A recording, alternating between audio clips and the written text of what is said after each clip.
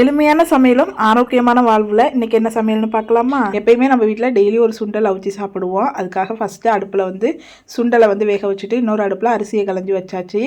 ஒரு அடுப்பில் அரிசி ஒரு அடுப்பில் வேக வைக்கிறதே வேக வச்சு எடுத்துட்டோம் அப்படின்னா சமையலுக்கு நம்ம ரெடி பண்ணுறதுக்குள்ளே அது ரெண்டும் வெந்து நமக்கு அடுப்பு ஃப்ரீ ஆகி சமையல் வந்து ஈஸியாக சீக்கிரம் முடிச்சிடலாம். இன்றைக்கி காலை சாப்பாட்டுக்கு ராகி அடை தான் செய்ய போகிறேன். அதுக்கு முருங்கைக்கீரை வந்து பறிச்சுட்டு வந்து வர சொல்லியிருந்தேன். அந்த முருங்கைக்கீரை போட்டு தான் ராகி அடை செய்ய போகிறேன்.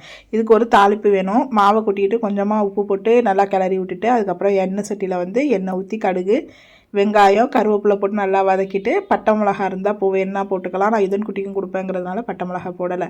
அப்புறம் கீரை வாஷ் பண்ணி வச்சுருக்கோம்ல அதை போட்டு நல்லா வதக்கிடணும். அந்த கீரை நல்லா வெந்ததுக்கப்புறம் உப்பு போட்டு ராகி மாவு ரெடி பண்ணி வச்சுருக்கோம்ல அதில் போட்டு ஒன்று சேர கிளறி விட்டுட்டு தண்ணியை கொஞ்சம் கொஞ்சமாக பார்த்து தெளித்து அந்த மாவு ரெடி பண்ணணும். கொஞ்சம் அதிகமாக போயிட்டாலும் அடை சுடுறதுக்கு கரெக்டாக வராது. அப்படிங்கிறதுனால நான் வீடியோவில் காமிச்சிருக்க அளவுக்கு தண்ணி ஊற்றி மாவு பிசைஞ்சிக்கிட்டு அதுக்கப்புறம் தோசைக்கல்லில் ஸ்ட்ரைட்டாக வந்து எண்ணெய் ஊற்றி இந்த மாதிரி தட்டி எடுக்கிறாலும் எடுக்கலாம்.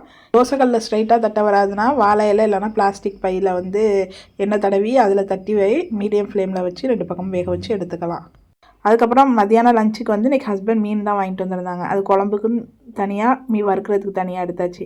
வறுக்கிறதுக்கு நம்ம சிம்பிளாக எப்பயும் போல் மஞ்சள்தூள் நம்ம வீட்டு மசாலா உப்பு கொஞ்சமாக கார்ன்ஃப்ளவர் போட்டு நல்லா கிளறி விட்டுட்டு லாஸ்ட்டாக வந்து தக்காளியோட சாறை வந்து நல்லா பிழிஞ்சு விட்டுறணும்.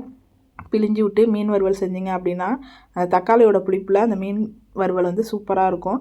ரொம்ப சிம்பிளான மசாலா தான், நம்ம வீட்டில் உள்ள மசாலா தான் போட்டு செய்கிறது, வேறு எந்த கடை மசாலாவும் கிடையாது. அதனால் மீன் வறுவல் சூப்பராக இருக்கும். அப்புறம் மீன் குழம்புக்கு ரெடி பண்ணேன். நான் எப்போயுமே மீன் குழம்பு வச்சேன்னா கல்லெண்ணெய் கொஞ்சமும் நல்லெண்ணெய் கொஞ்சமும் ஊற்றி தான் வைப்பேன். அது வந்து மீன் குழம்பு சூப்பர் டேஸ்ட்டாக இருக்கும்.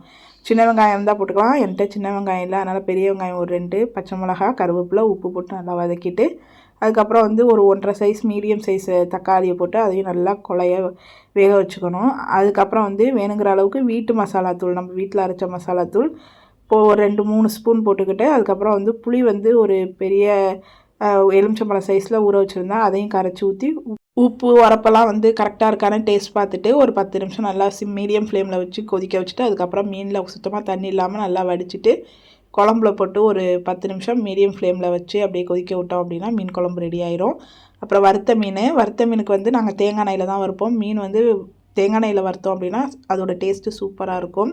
என்னடா சிம்பிளாக மீன் குழம்பு மீன் வறுவல்லாம் இருக்கேன்னு நினைக்காதீங்க, ரொம்ப சூப்பராக இருக்கும். சிம்பிளாக இருந்தாலும் இது வந்து இப்படி தான் நாங்கள் எங்கள் டெல்டா சைடு வந்து குழம்பு வைப்போம். தேங்காய்லாம் அரைச்சி ஊற்றி வைக்க மாட்டோம். அப்புறம் காலை சாப்பாட்டுக்கு ராகி பப்பாளி பழம் இருந்துச்சு.